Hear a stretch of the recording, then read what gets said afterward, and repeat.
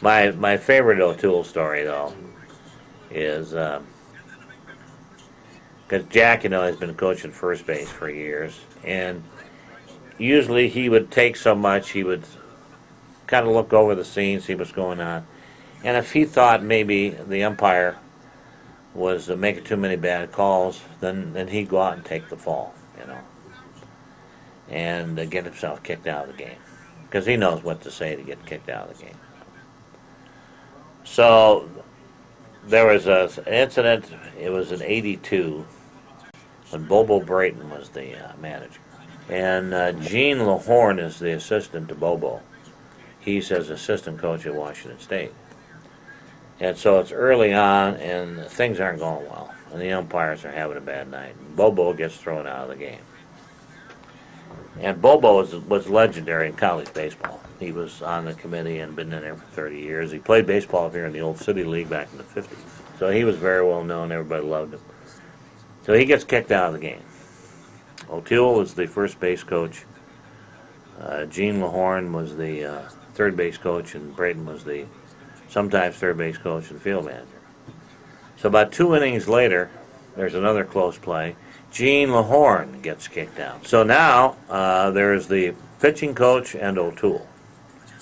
So the pitching coach takes over. There's a play down at second base. The Pilots are in the field. Casey Candell, in 1982, was our second baseman.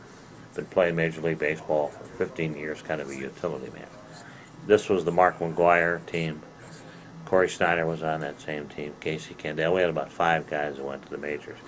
Off that team, wound up finishing second down in Wichita that year to Santa Maria, California. So there's a play at second base. The umpire calls the guy safe. Casey Candell goes into a fit. Little second baseman, peppery guy from Arizona. So to make sure that he doesn't get kicked out, O'Toole is going to go out to be the peacemaker. Before he could get out to second base, the umpires kicked out Casey Candell. Well, now O'Toole, his blood pressure is getting up. So now he's shuffling out there just a little bit faster. And by the time he gets out to the second base bag, Casey Candell has already been thrown out of the game. And now O'Toole is furious, and he's already yelling at the umpire. And as he goes by the bag, he kicks the bag and twists his ankle and crumbles onto the ground, writhing in pain. So now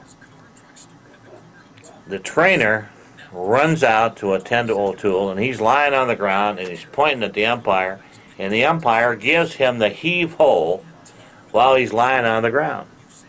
So they look at O'Toole. He sprained his ankle. He can't walk.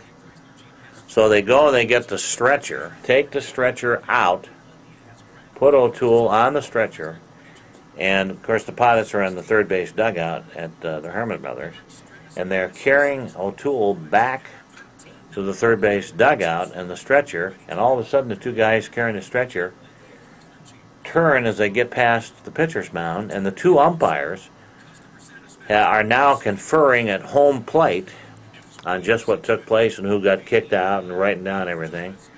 And here comes O'Toole towards the umpire. And as he passes the umpires at home plate, he sits up on the stretcher and he said, "And you're ugly too!" And with that, the Matsu Minor fans stand up and give him a standing ovation.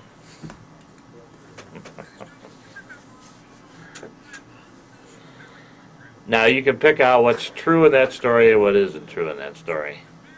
But the question is, who's the only glacier pilot in uniform ever to get a standing ovation at the Herman Brothers?